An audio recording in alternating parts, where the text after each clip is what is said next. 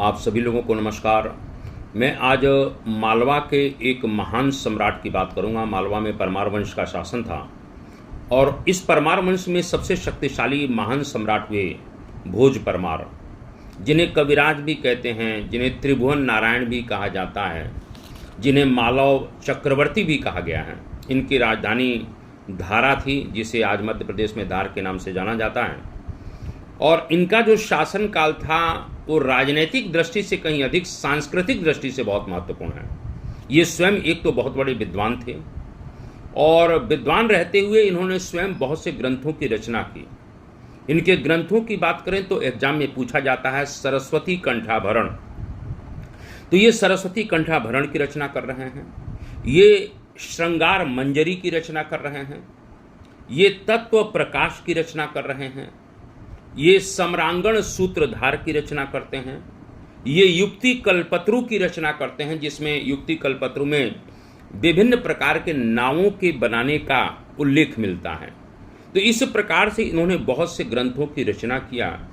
इनके दरबार में भारतवर्ष के बड़े बड़े विद्वान निवास किया करते थे। स्वयं अबुल फजल कहते हैं कि भोज परमार के दरबार में 500 से अधिक विद्वान रहा करते थे। और मैं आपको बताना चाहता हूं कि विद्वानों को उन्होंने इतना अधिक संरक्षण दिया कि कहते हैं कि हर विद्वान के श्लोक पर ये लाखों स्वर्ण मुद्राएं तक कहीं न कहीं दान दिया करते थे। इन्होंने सरस्वती कंठाभरण नाम से एक संस्कृत विद्यालय भी खुलवाया। इन्होंने भोजशाला नाम से भी कहीं न कहीं एक संस्कृत विद्यालय अपनी धारा में, इन्हें धार में खुलवाया। और भारतवर्ष में उस समय धारा जो इनकी राजधानी है वो एक तरह से भारतवर्ष में कुल मिला के बड़े बड़े विद्वानों का जमघट बन चुका था, यानी कहीं कि सांस्कृतिक केंद्र बन चुका था।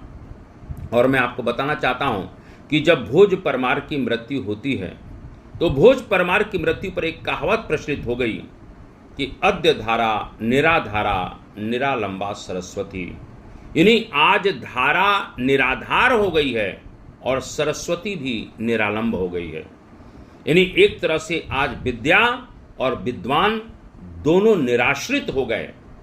ऐसा भोज परमार की मृत्यु पर कहीं न कहीं कहावत प्रचलित हो गई। तो आप एग्जाम के पॉइंट ऑफ व्यू से भी ये कहीं न कहीं बहुत इंपॉर्टेंट है। आप लोग जरूर इसको ध्यान रखिएगा। आप सभी लोगों को नमस्कार। जय हिंद, जय भारत, वंदे मातरम।